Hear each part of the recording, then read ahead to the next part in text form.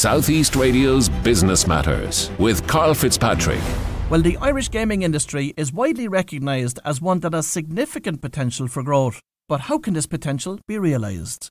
Colm Larkin, the newly appointed CEO of the Irish Game Makers Association, IMIRT, joins us now to share his thoughts.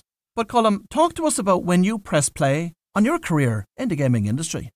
Thanks for having me. Yeah, so I'm in the games industry here in Ireland about 10 years. I founded my company, it's called Gambrinus, 10 years ago. Before that, I worked in the tech industry as a programmer. Always very interested in games, but never really knew there was an industry actually, especially in Ireland. So I kind of started making games on the side and then took one of those, as a hobby. And then I took one of those and kind of went for it. The first game I made, it eventually came out. It was called Guild of Dungeoneering, and it was successful enough that I founded a company around it. So when you developed your own game, how did you go about commercializing it? So I looked at a few different kind of platforms and technologies. So games are everywhere nowadays, and it's quite diverse. Where I looked first was kind of PC gaming. So there's this huge marketplace called Steam, be the kind of biggest place people buy games on their PCs. And that's really opened up over the years. So when I started 2014, 2015, it just started opening it up to, smaller players like me could get their games on that service. Before that, you'd have to work with a publisher. If you think of like a book publisher as a way to get into shops.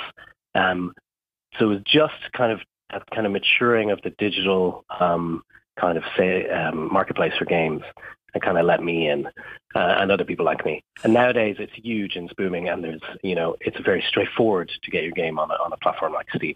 Is there also opportunities to license the game?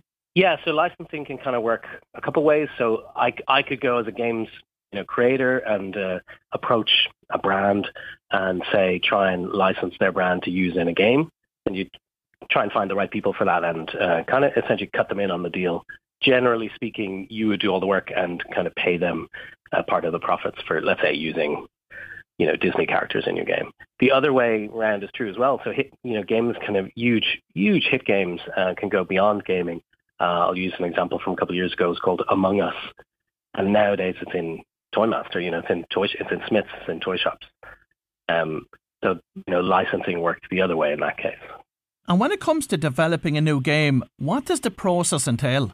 So generally speaking, you are creating something on your computer, and it's kind of a mix of media. So, you're programming things, you're creating art, you're creating writing, sound, kind of a real multimedia mix. And unlike some other mediums, you're actually kind of handing over control to the person viewing it, the person playing it. So it's a little different to like movies and animation.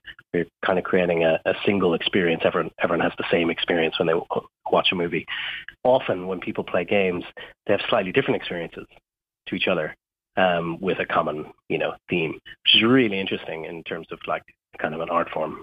And Colm, how are emerging technologies influencing the game development industry, and how do you see AI disrupting the industry going forward? Yeah, it's an interesting question because it's kind of happening right now. Technologies have been evolving a lot. So 20 years ago, it was quite hard to make a game to, let's say, run on the latest PlayStation. Nowadays, there's game engines that make that a lot more straightforward, and a really small team can make a game and put it on the latest PlayStation. It's no problem. AI and any other technology that's coming out, it has that sort of an impact. AI is a bit interesting in that there's, I think, a bit of a gray area there around like where is the AI being trained? Like what are, particularly around art, let's say art generation as the AI tool. Where is that like, and is it safe to use that? So I think game companies are looking at AI as a tool, so a way to improve their processes. But the way maybe the general public thinks of AI as, let's say, around art, a way to quickly generate art, isn't really the way games are going to use it as a tool. So it's definitely something that games are looking at and figuring out, is it a tool that can help them build quicker? And it may well be. But it definitely isn't a replacement for art or music or, all the things that make games and any other medium really interesting. And Colm, what is the size of the gaming industry here in Ireland, and how is it performing at present? So there's something between 2,000 or 3,000 people employed in the games industry in Ireland, and we don't have a really accurate figure on that yet. Games industry in Ireland is really interesting because, and I think we're going to talk about this more in a while about the new tax credit that's helping out the industry here. Games from Ireland are used to kind of performing on the international stage, and the games I've made in my studio are the same. We are used to going out and competing on the kind of global platform. It's not really about whether we're from Ireland or not. And, Irish people are really good at that in general. Going out there with our art and the things we make and talking about them really well and creating really creative things and being recognized globally for that. And that's across music, TV, everywhere. Games is no different. And it's nice now to see, I've seen this over the last 10 years running my company here and being involved in IMIRT and now stepping into the role as the CEO of IMIRT. The games industry is starting to grow up a bit in Ireland, and I kind of see that there's really high potential for it and starting to get a little support from the government. It's just I think, at a pivotal turning point here. And in 2022, the digital games tax credit was introduced, but it has yet to be claimed by anyone. Why is this the case? So it's really just a timing thing. So the games tax relief is a fantastic new kind of initiative, but it really only covers new games created from the very end of 2022. So really, think of, say, January 2023.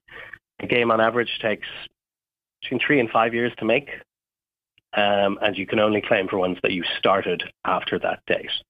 So really the only ones that can be claimed are ones that started last year, and those claims are happening now. In fact, my studio is in the midst of claiming the tax credit right now. It just takes a while. So it's kind of like if you think of the Section 481 tax relief for films, in the very first year after it came out, there was a certain time where there were no claims made. But over time, it'll just become totally normal for games companies to be claiming that tax credit. What does government need to do in addition to that in order to drive growth within the industry? So that tax credit, can be really useful for a kind of more established company, because essentially you need to spend money to claim the tax credit. And it's also, designed as a foreign direct investment, an FDI kind of vehicle, a reason to attract international studios to open a office in Ireland and employ people here and create games here. That's what the tax credit is essentially designed for. And that's great. But I think you also need to kind of think about growing Indigenous teams or kind of seeding Indigenous teams to later be able to claim that tax credit. So, basically when I set up my studio, I was just working for free. It was just me. I had no money whatsoever, no budget. Now, sometimes people do start games companies with, VC investment, but not usually. So a lot of the time people set up new games companies, they're going out on their own and they're trying something. And that's something I think is kind of another side of the support that's needed here. And we've actually just launched something called the Indie Dev Fund. And it's a cross-border effort between Northern Ireland and the Republic, supported by a few people, but it's essentially a games prototype fund. So teams can apply for up to 15K in funding to essentially create their first prototype.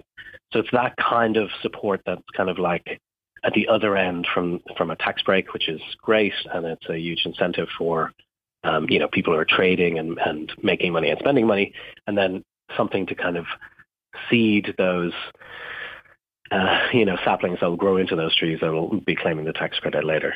That kind of thing I'd love to see more of. One other side of it, which would be essentially advertising the tax break. So the tax break is out there. There's Irish companies here now trying to claim it. But are we, Ireland, are we out there talking about that? And we haven't nailed that yet. I don't think we've kind of gone out and represented Irish games internationally as a state essentially and gone, you should come and open a studio in Ireland, avail of the tax break, we'll help you with X, Y, Z, and look at all these creative games coming out of there. We have the people, we have the creativity. And from a skills perspective, does the Irish workforce possess the appropriate knowledge and competencies, Or are there a shortage of skills that the industry needs right now and into the future? So in games, there's this phrase called treble A, AAA, and it means it's a treble A game studio, and usually they're the ones making, the kind of games that end up on TV ads. So the kind of Assassin's Creed and Call of Duty, like the highest end games, and they can have thousands of people working on them. So our industry isn't working on as many of them as some other countries, I imagine, and certainly the bigger countries. And that's a side of things where I would say our skills aren't as you end up getting with really, really specialized people who've done very specific things at a very high end. And that's a side of things where I think our overall industry could do with some more skills and experience. To get that is a kind of like a rising tide situation where growing the industry here at all leads to more experienced people, and getting any of the bigger studios to do that kind of work here will lead to that kind of experience. But in terms of creativity, and which I think is a really key aspect, I think we've got it in spades. And I think it makes Ireland a very attractive place for game creation. And Colm, finally, where would you like to see the gaming industry in Ireland in 5 years from now? Yeah, so I'd love to see the Irish games kind of being on a bigger spotlight internationally. So I'd love to see more game studios being recognised at, let's say, the BAFTA Awards in the UK, or maybe the kind of BAFTA Game Awards are the kind of close to, say, the Oscars of game development. I'd love to see more Irish games getting into things like that. Well, if you've just tuned in, that was Colm Larkin, the CEO of IMIRT, and I'd like to thank Colm for sharing his knowledge of the gaming industry with us this morning. Southeast Radio's Business Matters with Karl Fitzpatrick.